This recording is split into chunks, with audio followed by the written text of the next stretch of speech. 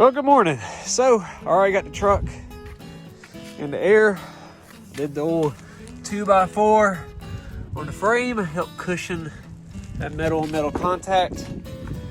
We got some worn out tires. I think we got some worn out brakes. So today, I'm gonna take our tire off the back, check the actual shoes and the brake drum. I haven't checked those, and it's been probably 2013. And I bet they wouldn't change then. We're also going to take the front off and look at this. We did order this, what you want to call it? It's the Power Stop Z36 brake upgrade kit, which gives us a rotor and it's slotted and came with new calipers and brake pads. Check the condition of those. What has stirred all this up is cause we've had to add brake fluid twice, and first time was a no-no. I should have went ahead and replaced the pads then, but nope, I just added it. And then it did it again, and I added some more. But today's the day. I'm gonna get these knocked off and see how bad or what we're working with before I go just buying random parts. So that was a little bit of a task. We zizzed off our lug nuts. Old Milwaukee comes in clutch, and as you can see, had to use a hammer to help wiggle this drum off. Look at it, looks really good here. It does have a little bit of a lip right in here. That was part of my issue getting it off, but we just tapped all the way around it. Came off pretty good. I don't know about getting those turned or not. We'll see. I've never gotten drums turned. But let's go into here. Of course, it is dirty. But our shoes do not look bad at all. Not at all. I don't think this is as scary as I thought it was going to be. So another good reason to inspect things before you just purchase them. These brake pads are solid. Like, they are, I don't know if you can see. All right, let's see if I can get the light right there. I mean, we've probably still got a 3/8 of an inch. I'm gonna pull it off and probably just clean these up just cause they are pretty red. And just take our guide pin bolts out and just look at everything. But I don't think there's no reason to change our front pads.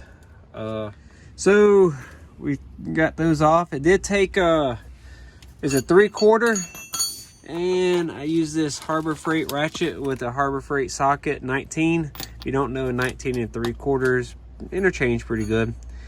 And I had to do that because our guide pins wanted to twist with our bolts that hold it to the guide pin. So these are, like I said before, or I hope I did, or I did, maybe I didn't.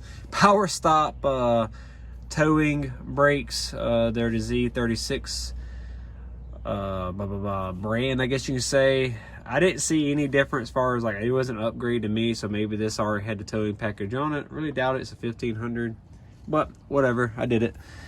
Yeah. Well, let's get to these brake pads. So as you can see, we got plenty of meat.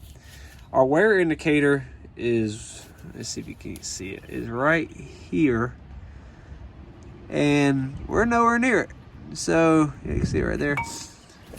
I don't see a need to change these. I thought about it, but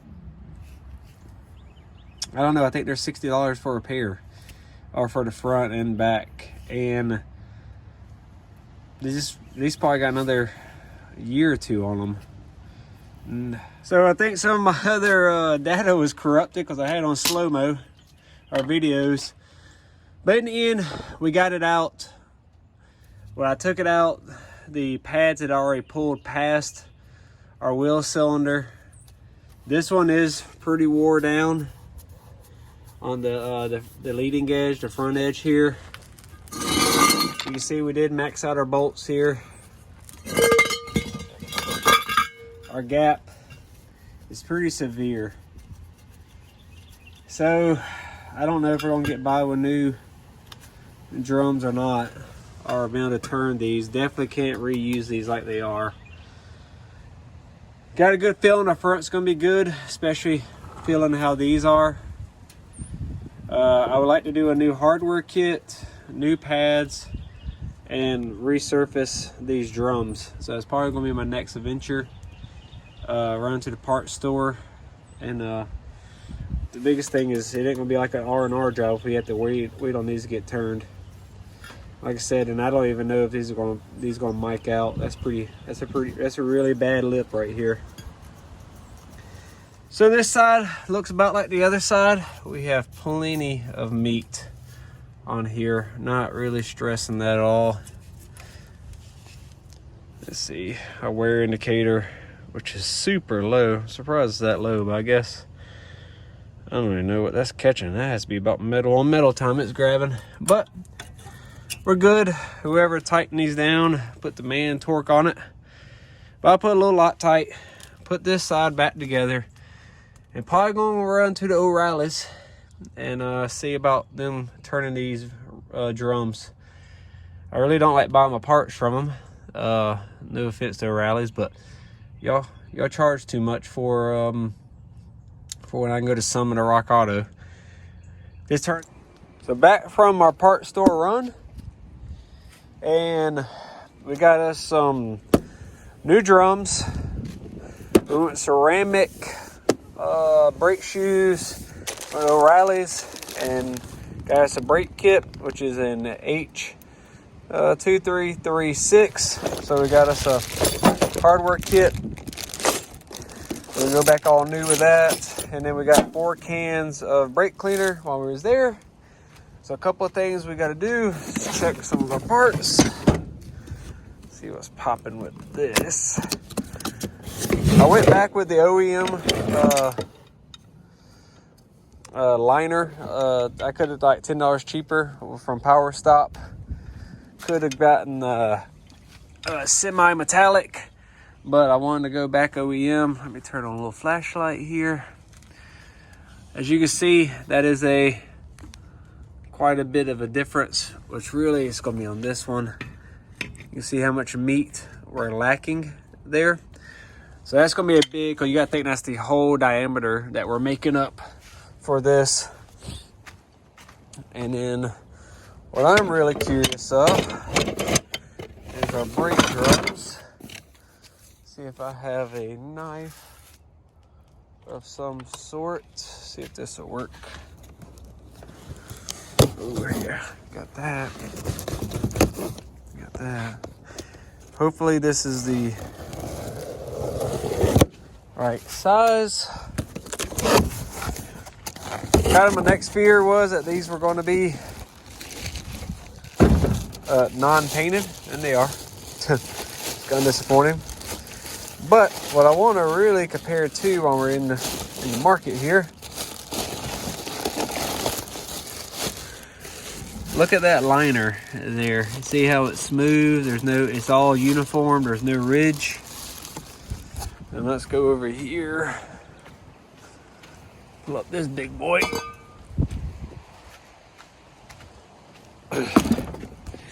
And not the case. You can see where our brake pad has been wearing there. I mean, that is significant. Y'all can't tell, but I bet that's an 1/8 of an inch. There, maybe a 1/6. That's thick. It's enough we about destroyed our brakes getting it off. So my only problem with this is I need to paint it. So it looks like we're the same size on verifying our parts. Same. Looks like everything's the same. So I went with a Bendex. This is a PDR0800 brake drum. It was $70-something at Summit New. I thought about getting these turned, but by how much wear was already there, I didn't want to. I thought it would probably fail. And truthfully, that's more. That means that much material had been removed from this already.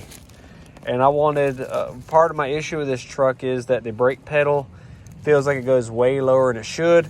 And that would have just been, to me, more of that material missing for that brake pedal to gain all of its strength back. So between, or all this full firmness, I guess you could say. So between putting in new pads, making up for that liner missing, and regaining our material, I got a good feeling our truck's going to have A1 brakes again. This truck is a 2006 with like 330,000 miles on it. So I had the brakes inspected in 2013. Going back on it, I do not think they were changed at that time. I think they were just inspected, like I said. So I got to figure out what I'm going to do about painting this thing. It's covered in oil. So I think what I'm going to do is put it on the truck, because I don't want to get this wet in here if I clean it and cause this to start rusting. So I don't want rusty old drums. So I think I'll put it on the truck and then clean it, and then we will spray bomb it then, like that. That way I don't have to worry about messing up the inside with water and everything. So okay, I got the brake cleaner, we got the shoes, we got the hardware kit. We're gonna do one side at a time and knock this out. Hopefully this will probably go pretty quick. I'm not really a newbie when it comes to brakes, sorry about that. And I think it'll be a good time. We do need to get some grease though for our adjuster,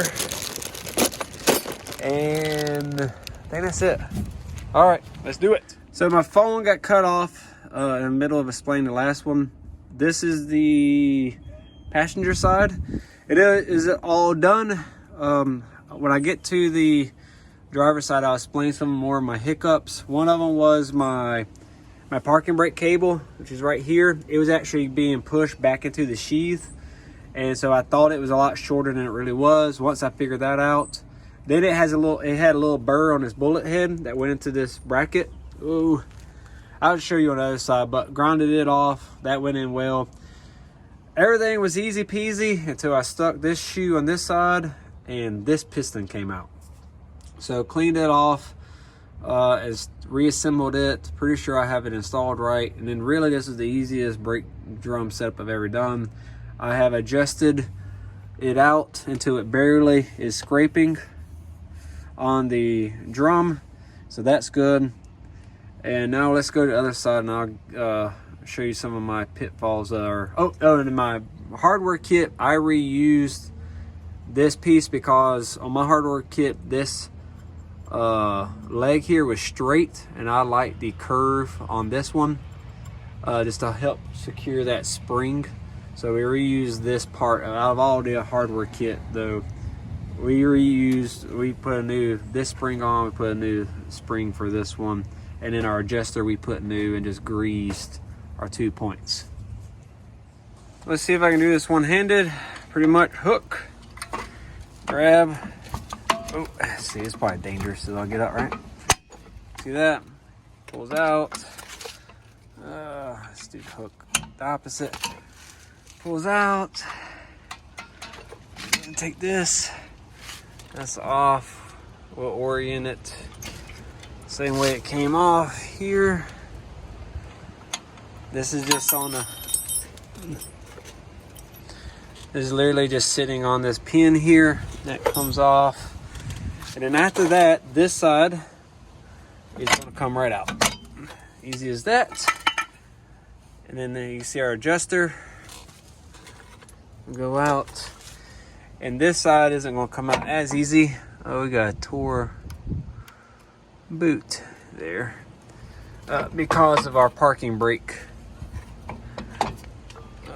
Let's see here.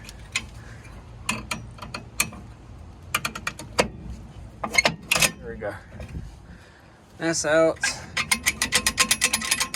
And this is tucked in there, and that's out. Pretty much the gist of it right there on disassembling it. And I did it one-handed. So now I'm going to clean everything up with brake cleaner.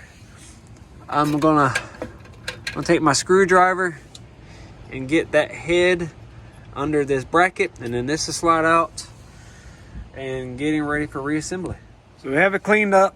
I am missing the garment that goes here, so that was interesting. We do get a new one in our kit. And I took the piston out because of the tear. It looks like it's been that way for a while. There's gunk in it. Just to show you the guts of it. Pretty much, this is just your dust boot to keep the dust off of your piston.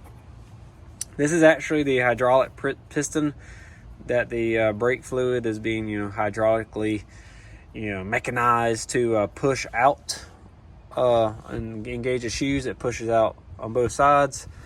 And then there's a like this cushion boot, which I would consider it more of a seal for this on back of your piston. And then literally it's just springs.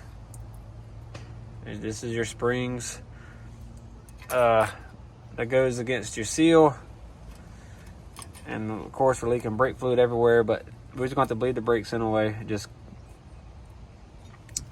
kind of sucks. Don't know what to do. I don't know if I should just go ahead and replace this wheel cylinder or replace both of them depending on the price, or just see if they sell a dust boot. I really don't want to put it together with a torn dust boot. I know it'd get me by, but I would like to get by for another 200,000 miles and not have to probably worry about these brakes again.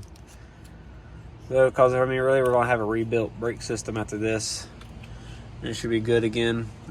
This is some points we want to put some grease on. So all these flat points are where your brakes actually ride. So I just put a light coat of grease on all 6 of these points. And let me figure out what we're going to do about this wheel cylinder. All right, some updates. So I took the drums off. We painted them with some Rust-Oleum 2-in-1. I guess primer and a gloss black. We just did the outside, and then the inside's the same. So that came out good. It's really starting to get windy out here and cold. The next thing we got going on is our wheel cylinder. We had a boot bust, and I didn't really want to put it on with the bad boot. Went to Summit. Summit didn't have the right one. Went to O'Reilly's. So let me see if I can get y'all to the car. I've been driving the Trans Am. I'll show you a situation. I'm probably not going to finish tonight, but I just got to stick in it so we don't leak all of our fluid out immediately. And we're going to put the new wheel cylinder on and probably call that for today. It's starting to rain right now, so I just don't want this brake fluid leaking all night, and then we'll pick it up tomorrow. So we got the wheel cylinder in. Learned a lot today about this truck. These are the bigger wheel cylinders. These are the like 1 1/8 wheel cylinders versus 1 1/16, I believe, versus the 15/16. Very important because I thought this truck being a 2-wheel drive 1500, it would have the smaller ones, but I guess this is a crew cab. It does not. So we have that installed. Wound up being fairly good. These are really like some star bits here. 1/4 inch fit it fine, and I really liked how big of a surface we had for this line nut. I did put a little grease on the threads when I went in for this and around the fitting head. It helped a lot because these nuts wind up grabbing this hose, and it'll actually twist off your hose, and then now you got a brake line issue too. But like I said, star bits here, you can see it. 1/4 inch fits it just fine. And then I just used the adjustable here. And then, like I said, bigger wheel cylinder for this crew cab. So I went ahead and resprayed it with some brake cleaner. I was going to wait to do it, but the rain's passing. I think I'm going to go ahead and reassemble this side because I need to bleed it. And I think I'm going to use the, I don't know if it's called gravity bleeding, but the proper term. I'm going to overnight put a stick against the brake pedal or a pole and let it just sit overnight, and hopefully all the air come to the top. Don't know if it'll work, but I'm gonna try it. And then in worst case, I just bleed it tomorrow. Went ahead and got our grease. I use this marine grease here. It's a bearing packer, but I really like this setup I had. This came off Amazon. And I just put the grease onto our 6 points that our shoe will be riding on. And now start grabbing shoes. I think I'm going to start with the parking brake side, and probably this, because this was kind of a pain. And let's see how this goes. A couple of things I didn't know. This cable will actually go back into its sheath, or this surrounding here. So what I did is use some hemostats and just give it a little bit of resistance so it don't push back in. Something else I didn't know till I had learned the hard way are spring that's gonna, this spring here, it has to go into this opening right here. So just go ahead and make sure you just route it that way and don't do it outside like I did. And I went ahead and ground down this end here. You can't see it, but it's ground because it had a burr, and that burr prevented it from entering this actual spring. And when I did that, it actually slipped in really well. So let me try to finesse this. Okay, me and my brother just got done bleeding the brakes. Just took the brake drum off just to look at it one more time. Gonna put it back together, put the wheels on, and then I'm probably gonna go in reverse down the driveway a few times. The dogs are fighting. And try to help us set these self-adjusters. From what I've been told is they adjust every time when you're in reverse. It just kind of clicks. So I'm gonna do that back and forth, and then we're gonna go for a drive, and hopefully our brake pedals great. I got high hopes. So let's go for a drive. Okay, so we're driving. I did several back and forths on the driveway. It's okay. I mean, you can tell that there's better brakes. You don't have to push them down as bad to stop them better. Not really. Really wouldn't expect it to. That thing like it was flying. So just gonna go around the block, try and put some heat in the drums and just fill it out. I'm not really still happy with the brakes. I think the next thing I'm gonna chase is a brake booster. I had a similar situation in the 72 El Camino where it just had a real soft pedal, and it wound up being the brake booster, which I thought was the opposite. I thought you got a hard pedal when you have brake booster issues, but I guess that's the case because you don't have a brake, and you kind of do. But with that one, I guess since it was like partially working, it was soft, and then like hard. But by then you felt like you just didn't have no pedal. Like right there, it felt okay. Like, I guess so. I don't know. I'm not happy. I almost got half a mind to do a hydro boost system on it and just really get some true clamping force. I think I would probably do that before I would put a brake booster in it. It just really depends on the research I figure out. I guess the thing stops. Don't get me wrong, it's just it doesn't stop like I want it to. Oh, do we have some people dumping on the side of the road? It's scrap metal? No?